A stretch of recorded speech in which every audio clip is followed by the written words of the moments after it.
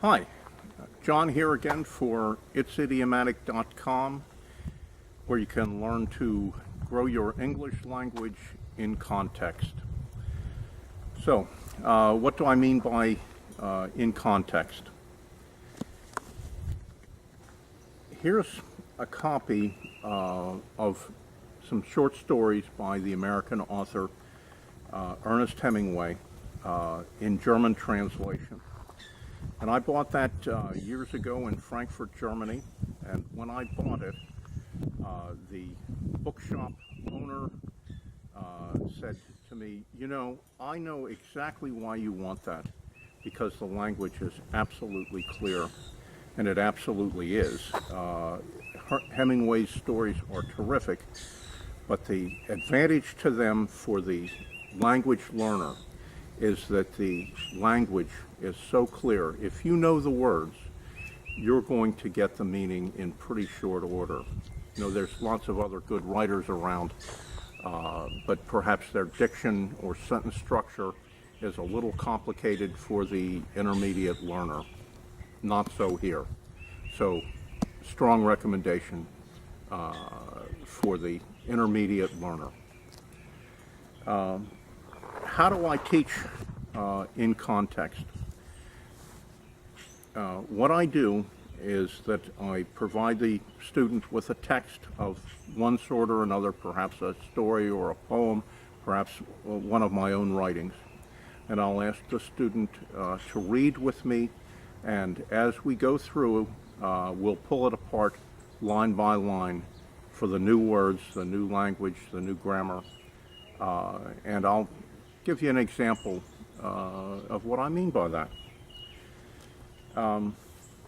Hemingway, Across the River and Into the Trees, Chapter 1. They started 2 hours before daylight, and at first it was not necessary to break the ice across the canal, as the other boats had gone on ahead. In each boat, in the darkness, so you could not see but only hear him, the polar stood in the stern with his long oar. So here, two pretty simple sentences that the intermediate learner is not going to have an awful lot of trouble with, but he might meet some new words, some new vocabulary that he's not familiar with, some vocabulary about boating. And there is in these two sentences, there is the polar. And the polar sometimes is called the boatman, and this is the person who is steering and guiding and moving along the boat, and he is doing this with the oar, and the oar is a long, usually a wooden device with a blade on it and a handle. And where does the polar stand? Why, he's in the stern of the boat. And the stern we sometimes call the aft when we're talking about boats, although that might apply more to a ship than a small boat.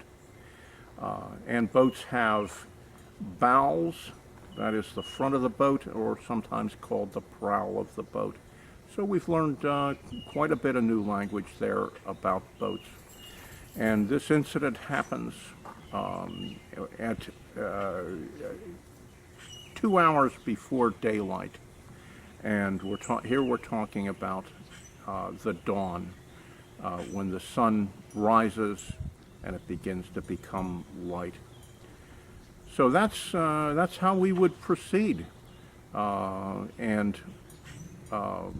If you think that this style of learning might be good for you, my profile is on italki.com. I'm available for individual lessons, and I hope to see you soon.